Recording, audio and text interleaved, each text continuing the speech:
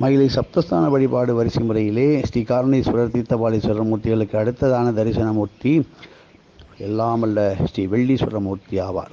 ஸ்ரீ கபாலீஸ்வரர் ஆலயத்தின் மிக அருகிலே தெற்கு மாட வீதியிலே அமைந்துள்ள அற்புதமான ஆலயம். மூலஸ்தானத்திலே சுக்கிரமூர்த்தி வழிபட்டு கொண்டிருக்கும் நிலையிலே ஸ்ரீ வெள்ளீஸ்வரர் சுக்கிரமூர்த்திக்கு நேத்திர சக்தி, கண் சக்தி அளித்தவராக அருளும் அற்புதமான ஸ்தலம். எதையும் கண்ணால் கண்டால்தான் நம்புவது என்ற வழிமுறையிலே இந்த கலியுக மனித சமுதாயம் நிலையற்ற விஞ்ஞான போக்கிலே சென்று கொண்டிருப்பதால் தான் ஆழ்ந்த இறை நம்பிக்கையும் சர்க்குருவை போற்றும் புனிதமும் தற்காலத்தில் பெரிதும் மறைந்து போயிடுத்து என்று சொல்லலாம். ஏதோ கொஞ்சம் ஒட்டின் இருக்கு. இறை தரிசனம் என்றாலே கண்ணார கண்டு உள்ளத்தில் சாஸ்வதமாக நிலைநிறுத்துவது என்ற பொருள் ஆகின்றது. ஆனால் மனித உடலில் ஆகும் கல்வி, பட்டங்கள், விருதுகள், பதவிகள் உடலோடு ஓய்ந்திட மானுஷ தேகத்திலே இது இருக்கின்றது. இறை தரிசனமே ஜோதியே ஒவ்வொரு பிறவியிலும் பிரபாகமாக தொடர்வதாகும் என்பதை தெரிந்து கொள்ள வேண்டும்.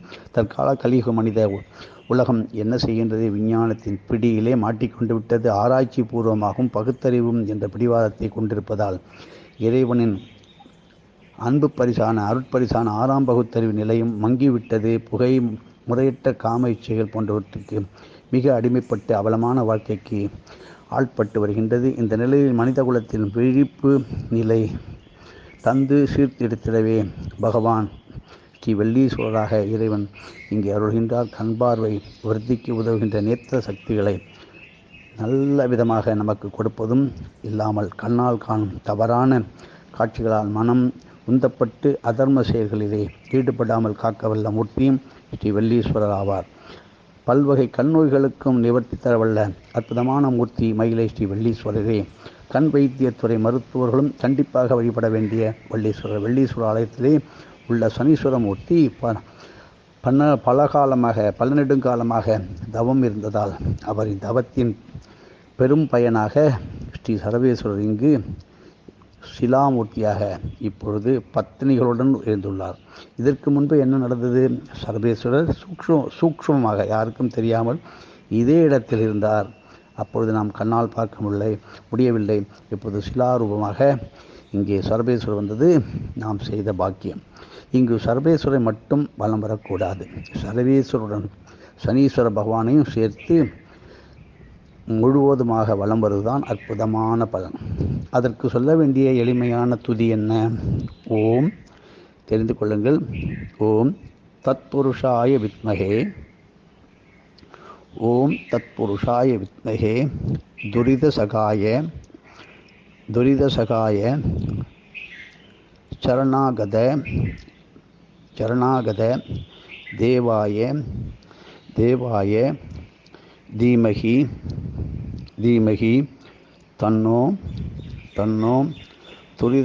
தன்னோ துரிதசகாய சரணாகத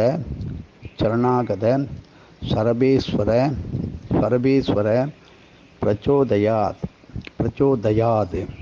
சேர்த்து சொல்லுவோம். ஓம் தத்புருஷாய வித்மகே துரிதசகாய சரணாகத தேவாய தீமகி தன்னோ துரிதசகாய சரணாகத சரபேஸ்வர பிரச்சோதயாத் என்று சொல்லுங்கள். எந்த காரியத்தையும் இந்த காயத்ரி மந்திரத்தை சொல்லி செய்யும் பொழுது பலன் கோடான கோடியாக விரிந்து கிடைக்கும். இதனால் அஷ்டமத்து சனி, 7.5 சனி, வக்கரகதியில் இருப்போம் சனீஸ்வர பகவானால் கிடைக்கும் நமக்கு ஒரு தண்டனையோ குற்றமோ கர்ம வினைகளுக்கு ஏற்ப துன்பத்தின் வேகத்தை உடனே குறைத்து நல்வழி கிட்டும். மற்றும் சர்வேஸ்வரன் அருள் துரிதமாக உடனே கிட்டும் நாள் அன்றே கிடைக்கும். இந்த ஆலயத்தில் உள்ள ஒட்டக்கூத்தருக்கு திருவிழாக்கள் நடைபெறுகின்ற ஸ்ரீ ஒட்டக்கூத்தரின் தரிசனம் மற்ற இடங்களில் எங்கும் காண்பது மிக மிக அரிது.